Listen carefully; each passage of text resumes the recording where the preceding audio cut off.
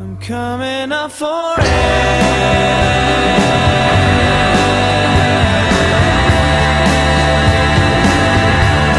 I'm coming up for air.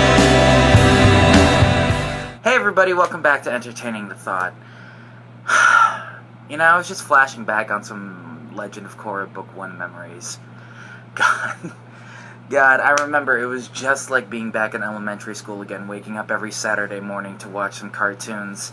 God, Korra experiencing Republic City for the first time, the same time we were experiencing it for the first time, those awesome pro-bending matches, all these theories on who Amon was, not knowing whether Asami was good or bad, or even if Maka... Hey, wait a minute. Where the fuck is Book 2?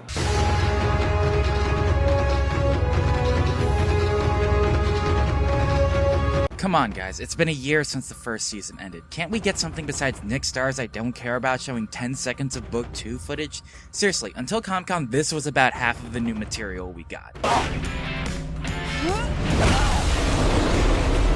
Seriously? Look, I can understand keeping a secret, but a clip, some interviews, something! Well, maybe I shouldn't complain. As we all know, animated shows take much longer to make than live-action shows. And to tide us over till the premiere for Book 2, Nick released The Legend of Korra Book 1 on Blu-ray. The first Nickelodeon series to ever hit the format, The Legend of Korra is the perfect candidate for an animated Blu-ray, giving the show the opportunity to look and sound amazing and completely stomp the HD broadcast version. How does it look? Let's crack it open and find out. Avatar Aang accomplished many remarkable things in his life. But sadly, his time in this world came to an end. And like the cycle of the seasons, the cycle of the Avatar began anew.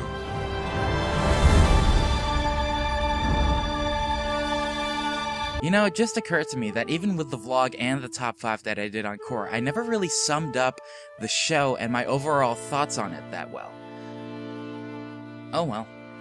The Legend of Korra takes place 70 years after Avatar: The Last Airbender. After Avatar Aang's passing, a new avatar named Korra is discovered. After only 13 years of training, Korra has mastered all of the elements except for air. Though she expects to train with Aang's son Tenzin, the duties of his job on the Council for Republic City have to take precedence. Korra decides that she must follow Tenzin to Republic City to learn airbending and complete her training as the Avatar. When she arrives in Republic City, she soon learns that though she will make new friends, she will also make new, stronger enemies. Korra was the next logical step in continuing the universe of Airbender. The new 1920s-style setting and mature themes help to give the show a fresh feeling, while character designs and strong comedic writing make it feel like it still takes place in the universe of the original series. The limited episode count, while keeping the story concise and focused, does lead to some characters getting the short end of the character development stick. Asami, who's thrown by a tragic event in the series, fails to get the time needed to really connect with the audience. I could have seen Asami almost being like a reverse Zuko, not exactly turning evil, but rather staying very conflicted on whether she should do the right thing by staying with Team Avatar or staying loyal and joining the Equalists. Also, Amon as a villain, though he is great, only really gets character development in the last 2 episodes, making him hard to sympathize with during his emotional farewell. Overall, however, The Legend of Korra is a fantastic, mature series that, given time, could possibly eclipse the entirety of the original Airbender. Korra, pull in! Give me a ramp! Now!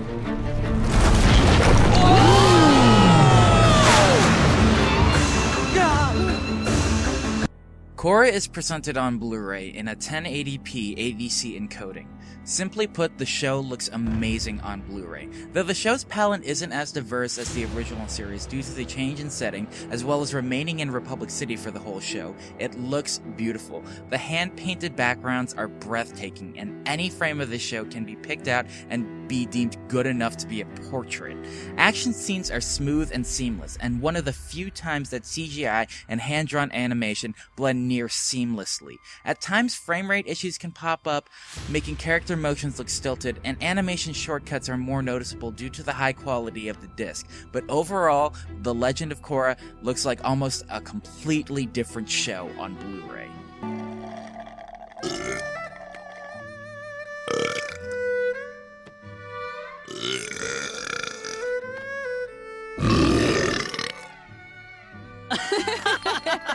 The Legend of Korra powers through your speakers with a DTS HD Master Audio 5.1 surround track. Balance is key in the mix and everything sounds just as it should. Though I don't have a setup that lets me take full advantage of the audio capabilities of the PS3, I managed to snag some headphones to test the audio quality on the disc. Simply, this is a dynamic mix. Things flying around encompass all of the speakers and put you right into the middle of the action. Nothing is overpowering, everything is perfect. Bending battles come alive with vigor, with the roar of fire bending, or the whizzing of rocks during earthbending. Yet it doesn't overshadow the amazing score put forth by the track team. Dialogue is crystal clear in any environment. I've heard so many bad audio levels recently, and I'm glad to say that Korra thankfully doesn't fall into that category.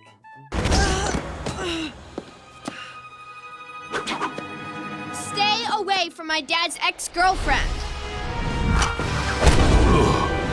Nick thankfully decided to not make this release of Korra bare bones, or worse, do what they did with Airbender and release 4 episodes at a time, and included some extras on the disc. First up is a humorous little short called The Legend of Puppet Bender, which is a fake behind-the-scenes tale of how Korra, Mako, and Bolin all ended up in The Legend of Korra. While there are some chuckles on this, it's a little short to be a really substantial extra. The end teases a continuation of the series, and that remains to be seen whether it's on the booktube, Blu-ray, or otherwise.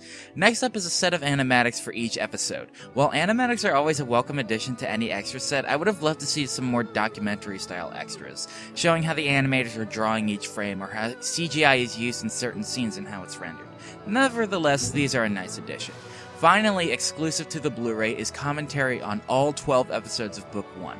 These commentaries are pretty much the heart of this Blu-ray's extras. All tracks have Brian and Mike dishing on making these episodes, and they rotate several guest stars, including Janet Varney, David Faustino, and Steve Bloom. These commentaries aren't only insightful, but funny. One of my favorite moments is them describing a deleted character from episode 3. We had the girl standing next to Korra actually used to be screaming like a fangirl. Foaming Mouth Girl. Foaming Mouth Girl, who was going to be a descendant of Foaming Mouth Guy, but tonally it just didn't... We designed it, Ryu did a little comic about it. Yeah, tonally it just didn't quite match. I met her at the last convention. These commentaries are fantastic and a must-listen for any hardcore Korra fan. I am so proud of you, Avatar Korra.